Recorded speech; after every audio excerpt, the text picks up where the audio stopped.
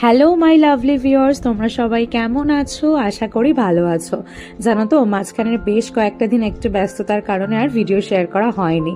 যা হয়, কলকাতাতে এলে নানান কাজে ব্যস্ত হয়ে পড়ি। তো এখন যে ভিডিওটা তোমরা দেখতে পাচ্ছ সেটা ছিল আমাদের দেশে আসার 4 নম্বর দিন। আমরা দুজনে যথারীতি ঘুম থেকে উঠে ফ্রেশ হয়ে ব্রেকফাস্ট করে কিন্তু এখন বেরিয়ে পড়েছি। কোথায় বেরিয়েছি সেটা বলছি। আর এই যে আজকে ওয়েদারটা কিন্তু মোটামুটি ভালোই ছিল। হ্যাঁ, গরম তো অবশ্যই আছে। তো আজকে কিন্তু যাচ্ছে আমার মাসির বাড়িতে।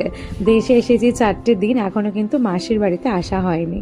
আর এসে ফ্রেশ ট্রেশ হয়ে কিন্তু খেতে বসে পড়েছে। আর এটা ছিল মাছের তেল ভাজা, যেটা আমার খেতে ভীষণ ভালো লাগে। আমি পার্সোনালি মাসিকে বলেই দিয়েছিলাম, কিছু করো আর না করো, মাছের এই তেলটা কিন্তু অবশ্যই করবে। তারপরে দেখো, এক বাটি এরকম তালশাঁস নিয়ে খেতে বসে পড়েছি, যেটা আমার ভীষণ ভীষণ ফেভারিট। ইউকেতে তো সবসময় পাই না। আর তারপরে একটু ঘুমিয়ে পড়েছিলাম। আর জানো তো, অরিজিৎ কিন্তু আজকে আসতে পারেনি, আমাকে ড্রপ করে দিয়েও বেরিয়ে গিয়েছিল অফিসে, কারণ ওর কিছু বিশেষ দরকার ছিল অফিসে।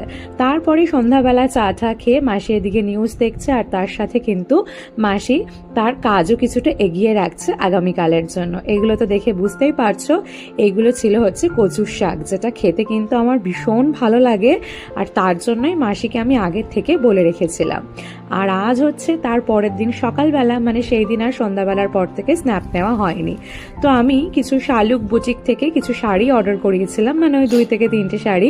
তো সেগুলোই মাসি আমাকে দেখাচ্ছিল। নিজের লোককে কাছে পেলে ভিডিও কি করব, গল্প করতে করতেই যেন অর্ধেক সময় কেটে যায়। আর আমি তো দেখেই বুঝতে পারছো আমার চোখ মুখ। আমি জাস্ট কিছুক্ষণ আগেই ঘুম থেকে উঠে ফ্রেশ হয়ে ব্রেকফাস্ট করে নিয়েছি।